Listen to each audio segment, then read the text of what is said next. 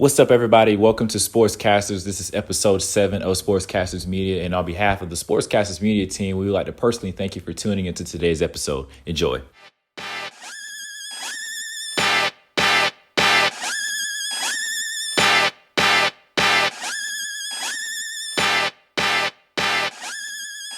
Tell us why. Yeah, I am the king of the E. Hey, get it like the DJ. Yeah. Hello, everyone, and welcome to episode 7 of SportsCasters Media. I'm your co-host, Jalia Santos, and sadly, our other co-host, Emma Houghton, cannot join us today, but we have a great lineup for you. SportsCasters is brought to you today by Rel's Revenge and Slim Dev Music. I am joined today by special guest, Connor Volpe, and our two analysts, Matthew Anderson, Sterling Harris, and our co-founder, Chris Lyles Jr. So we have 3 topics for you guys today, 2 of which revolve around college athletics, and the other is which is going to be about what is going on in the NBA bubble. So for the past couple weeks now, college athletics have been rotating the same story: should college athletes play? So I want to ask you first, Connor, how do you feel about some conferences canceling their fall season? I mean, I see why they did it.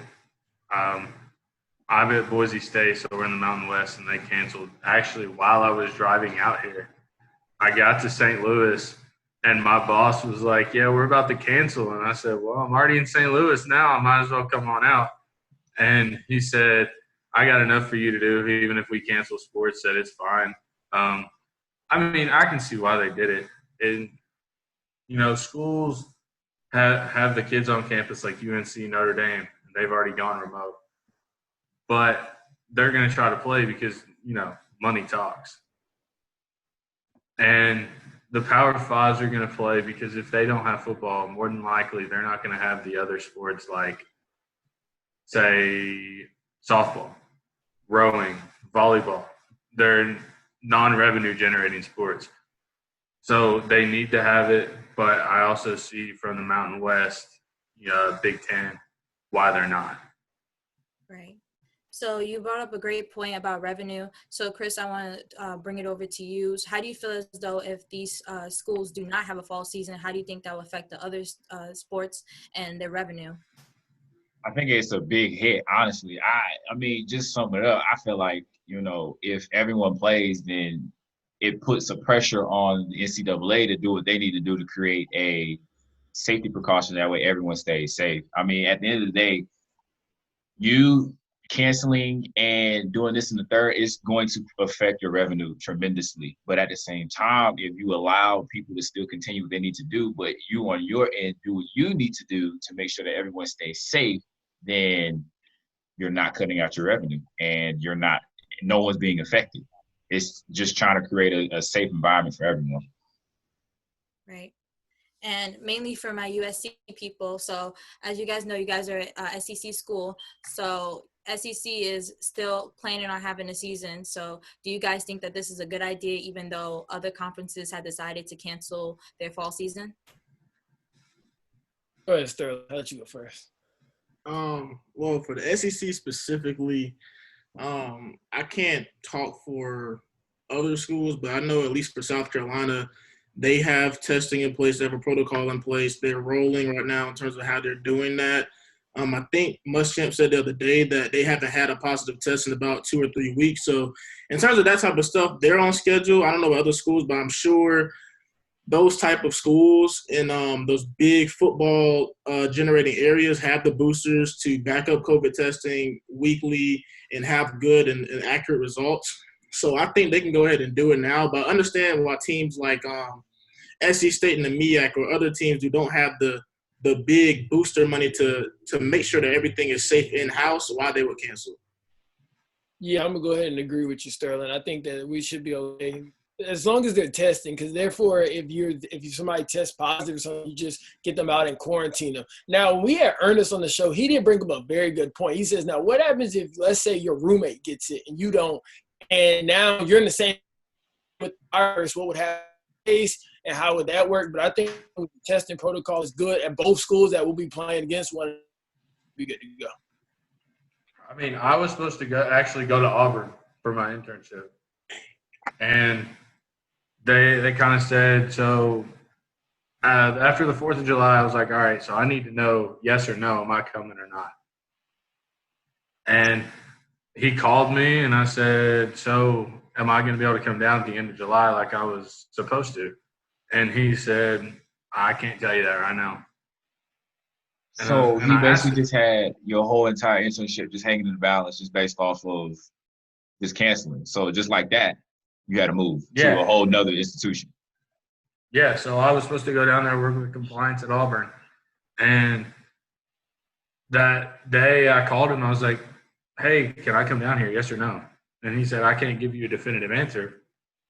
And I asked, so should I look for another internship? He said, if I were you, yes, I would. So once I got off work, I called Boise State and I said, I got good news and bad news. Good news is I'll see you in August. Bad news is I'm not going to Auburn. But, I mean, I know Auburn definitely has the capabilities to test. I mean, I even went down there. I was looking at apartments. Auburn's nice. And I know that they have the money and the boosters and everything else to back up testing, every, 3 days? I think Yeah, I think it's in place.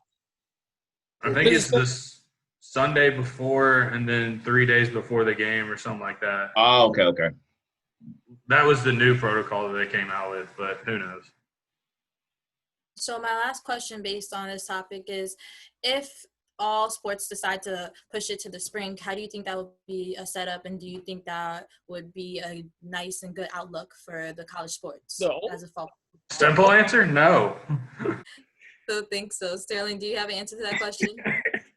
I think it would be horrible. I think it's bad. For some sports, I think it's working backwards.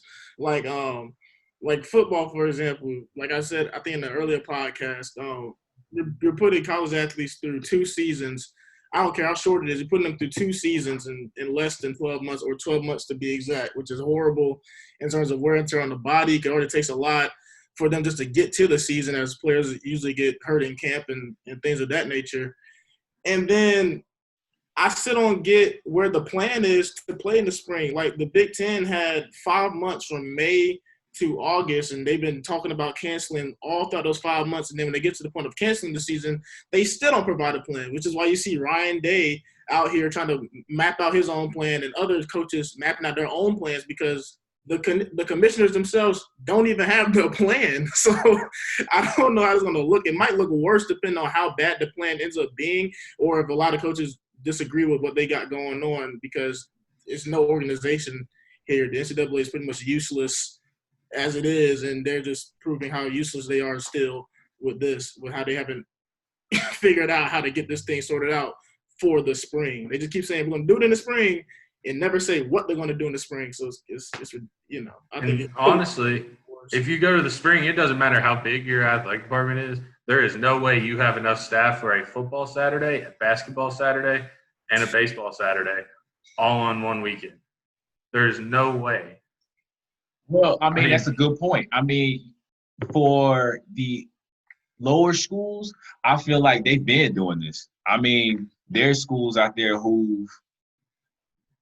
just on a regular season, they have max 5 people doing all of the major sports. You got one person doing basketball, baseball, football, and you got people like that who are jumping through hoops trying to make everything straight for one season. So from a D2 and lower perspective, they're probably looking at the D1 like, okay, we've been doing this on the regular, so why can't y'all do it? So, I mean, I feel like from a staffing point, to your point, Connor, I feel like it can be done.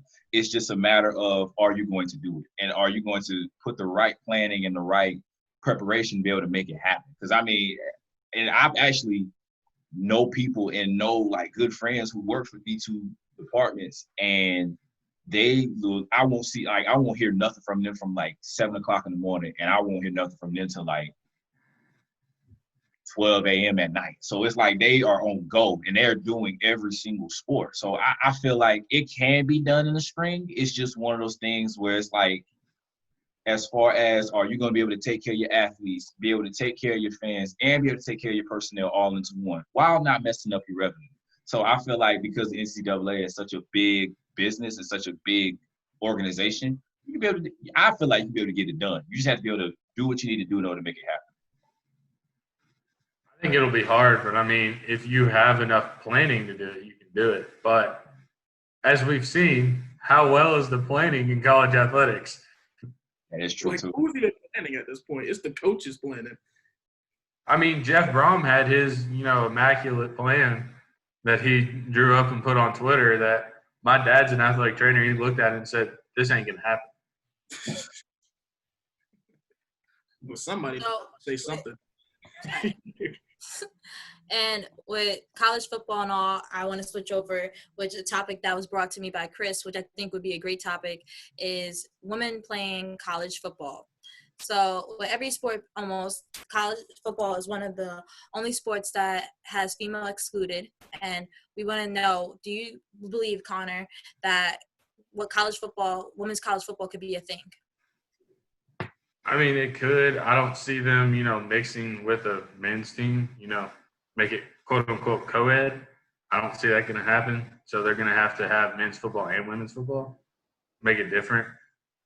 I mean, I had a project that I did for my ethics class at Moorhead, and it was, should transgender athletes play on the same team? Like, say you were born a woman and transitioned to a male, should you be playing on the women's team or the men's team, or the other way around, a man to a woman?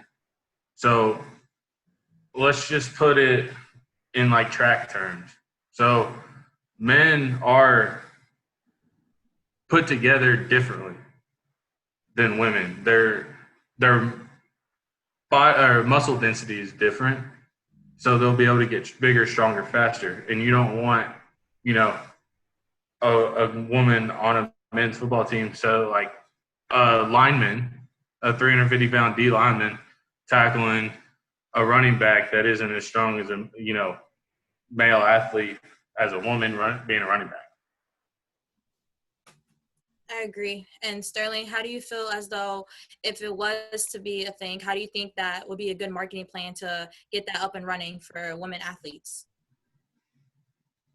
I think if you can accumulate the amount of women that would want to play football and make a football team, then I think the way to go initially would be to go the college club route, where you can pretty much put together any sport and build a community through collegiate club athletics that would generate its own audience, and you can play games that way, have your own national championship that way, and have something that means something. If you can, generate from all the schools X amount of like criteria for X amount of women to play, what the rules will be and everything, because you can pretty much put all that stuff together when you're making a club team or doing a club layout like that. And if it generates enough steam, and maybe you could turn it into a university athletic sport, then we can see how that goes from the other club teams, kind of making their union, banding together, and then moving up to try to have a legit NCAA championship outside of club. I know NAIA, they're doing women's flag football as a varsity sport, like starting like 2 years or something like that. Is that Powder Puff too or no? Powder Puff football in high school. That's the only other thing I know. But I mean, we did. My senior year, I coached. Matt, did you have something to say? Yeah, I would say to add on to what Sterling was saying, it would probably have to be, if that would be a fall sport, it had to be during the week. Or if it's a spring sport, I think it'd be a weekend, but you just don't want to be trying to compete with like regular college football. So as we know, women's sports do not get the same revenue or basically the same recognition as men. Do you think that if college women's football is a thing, do you think that it would get some steam, or do you think that it would just kind of come up and then flop? And this is for anyone. I feel If like it's in the fall, then it'll have to compete with, Power 5 football. So I don't think it would happen in the fall. It would have to be a spring sport. Yeah, I agree. I feel like kind of going back to Connor, what you said before about the structure of how it could be played as far as women playing football. I know I said before that just an internal conversation. I said that, it would have to be, men and women. And I agree, but I agree to disagree. I feel like when you look at athletes like Tony Harris, who literally got a scholarship offer to play free safety for Central Methodist University. Granted, it's an NAIA, so it's not like a Power 5, but at the same time, to play a position that's not kicker, it's not like something where you won't get touched mostly. And I feel like personally, if it was co-ed, it has to be based on position. Let's be honest. When we look at football, there are positions that you will not be touched as some of the others. So a girl playing safety, a girl playing cornerback, depending on how the offense and the defense is structured. I feel like at the end of the day, if depending on the position, the girl could possibly play that position. I mean, when I just looked at her today. When I looked at Tony Harris, I was like, this girl is built like, and I've actually seen tape of her actually playing. I was like, this girl is something different, like made in the lab type. So, you know how we always say, guys made in the lab, Kawhi, different types. So I'm like, she's one of those players. So I was like, you know what, that could actually happen. It's just dependent upon training. It depends upon the type of schemes that are ran and how you can implement, maybe she doesn't play all 4 downs or 3 downs. She could just play 2 and then come out. I mean, it depends. I feel like it could go either way. She would light somebody up going across the middle. I'm looking at it right now. I bet she would light somebody up. That part. Okay, so to transition out of college athletics, we're going right into the NBA. So on Tuesday night, something happened in basketball that hasn't happened in a very long time. Not one, but both number 1 seeds lost to the 8th seed in the first round of the playoffs. So who do you got after now having these 2 games coming up tonight, Milwaukee Bucks and Orlando Magic, and then the Lakers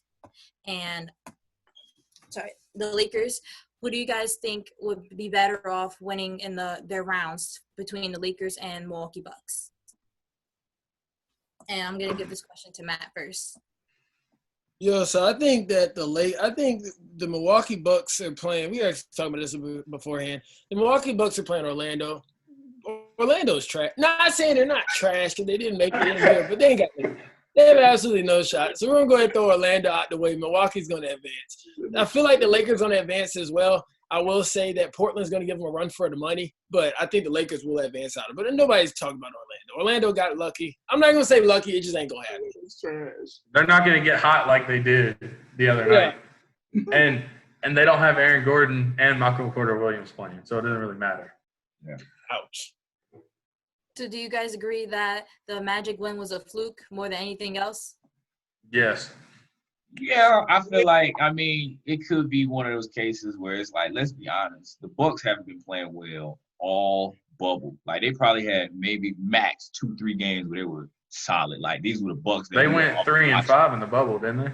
Exactly. So we talking about a number 1 seed in the East, and you only 3-5. Like, that's a little bad in my opinion. But to say that the Magic had a fluke, give or take. Let's be honest. Giannis has not been playing like Giannis. I don't know what that meant. I don't know what was in his cup or what he been doing before game time. I don't know. Let's be honest. I feel like the Magic could get one off of them. They could get one more off of them. Now with the Lakers and the Blazers last night, or not last night, the night they played, I'll be honest, y'all, I don't know what that was I saw. I saw 2 athletes who I feel like they could have done a little bit better. Granted, my GOAT, LeBron, did what he had to do and dropped his triple-double. Granted, he had some cases where, all right, yeah, he didn't play in the stretch. But that's why you have 4 other people on your team to do what they need to do. But that's beside the point. I'm going to let Sterling – Anthony Davis didn't do a thing. Exactly. I'm going to let Sterling go ahead and get this point because I know he want to say something. Go ahead, Sterling. Say something. So Sterling. Okay, here's how I feel about the two losses.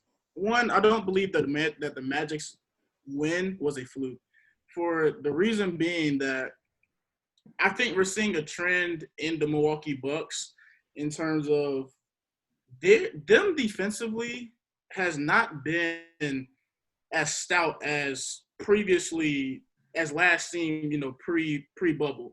And I think that's an issue for them when it turns to who they'll probably end up running into the second round, which would be the Miami Heat, who right now, of course, have the best 3-point percentage in the league. I could go on about the Heat. That's my team. But I think the Magic are showing the holes that Milwaukee has. On the other hand, with the Lakers and the Blazers, this is not a 1-8 matchup to me. This is a 1-4. This is really as if it was a second round matchup just placed in the first round, because Portland's not a regular AC. Portland is, I believe they have a top 10 player in the league in Damian Lillard playing right now, who's playing out of his mind. Like, when he's pulling up from the logo, I'm just like, it's going in. I don't know why it's going in, but it's going in. So, like, he's playing out of his mind. CJ McCollum's a walking mid-range bucket. Melo's been hitting clutch shots. Nurkic is a walking big man bucket. And then Gary Trent Jr. and I think they even had Mario Hezonja playing good minutes the other day. They're just not a normal 8 seed. And I think the Lakers losing to them was a simple fact that if this was a regular season, I believe it's a second round matchup. The Lakers got bit in the first game. But I think in terms of bouncing back and getting to where they got to get to make it to the finals, I think the Lakers will have a bigger bounce back. I think LeBron will, as much as Chris thinks I hate LeBron, I think LeBron will wake up his inner MJ and say, give me the ball, get out the way. I'm going to take this thing myself and not keep passing it to people that can't hit threes for some reason. Danny Green couldn't hit his 3 to save his life the other night. Why are you still passing on the ball at this point in time? Just think it. LeBron had – who was even guarding him? Who was guarding him? Gary Trent Jr. in the post. You know what Michael Jordan sees when he sees Gary Trent Jr. in the post? Barbecue chicken with lemon pepper wings on the side. That's what he sees. And you got LeBron out here posting them up, backing them down, and saying, oh, this dude's 0 for 9. Let me pass it to him anyway. Why? Just keep the ball. Y'all know that's not how LeBron plays, though. Further. That's the thing. That is, you know what? We're going to say that topic for MJ LeBron part. What is that? Part 3, part 4? That's coming up. Yeah, let me in on that. LeBron's my boy. I love LeBron. Threaten Danny Green and KCP to dinner. They'll shoot better. Something. I don't know. Does everybody have the Lakers win tonight, or anybody saying that? They bounce back tonight. Big. I think 80 goes for 40 plus. Sheesh. All right, hot take. Isn't Nurkic hurt now too? No, I think he's still playing. He's fine. Now the real, like, I know we're talking about Lakers, but the Mavs and the Clippers. Ooh. That is a great series. Honestly. Kawhi gonna shut that thing down. It's all right. Kawhi gonna shut that thing down, you know. I don't know. I really like the Mavs, but I think Luka's going to be a top 5 player in the NBA in the next couple of years. I like Luka a lot. I do like Luka a lot, but hopefully the Clippers. The question's going to be, how long is Bev going to be out? Patrick Beverly. That's a good question. Nah, I won't. I'm just glad that I got a meeting tomorrow at 10 and I don't have to get up and I can watch the Laker game tonight. Yeah, I'm tuned in. Part. So, I mean, just in one word, who has what between – so, let's just say the finals. Who do you have? I got Lakers versus Bucks. You don't have to explain it. Just say your team. My next question too. Lakers and Bucks, I think. Although I would love to see the Clippers in that game, but I think it's going to be the Lakers. I'd love to see Lakers Celtics, but it's more than likely going to be Lakers Bucks. Celtics. Haven't heard that one in a minute. What about you, Sterling? Why are you laughing? I need to know. Is he going to say the Heat? Is he going to say the Heat? Lakers Heat. Yeah, I knew it. Okay, podcast over. That's all right. Lakers Heat. All right, you can go down. Well, guys, thank you for coming on. Here in Sportscasters, we emphasize how this is a place for everyone, so we thought it would be a great idea. Thank you, Chris, for bringing in a topic of women college football. And thank you, Connor, and also Sterling, Math, and Chris for joining. Once again, Sportscasters is brought to you today by Rel's Revenge and Slim Dev Music. Thank you for tuning in, and we'll be back next week for episode 8. Tell us live. Yeah, I am the king of the E. Hey, get it through like the DJ. Yeah. This podcast is brought to you by Rel's Revenge and official Slim Dev Music. Stay tuned next week for more on Sportscasters Media. See you soon.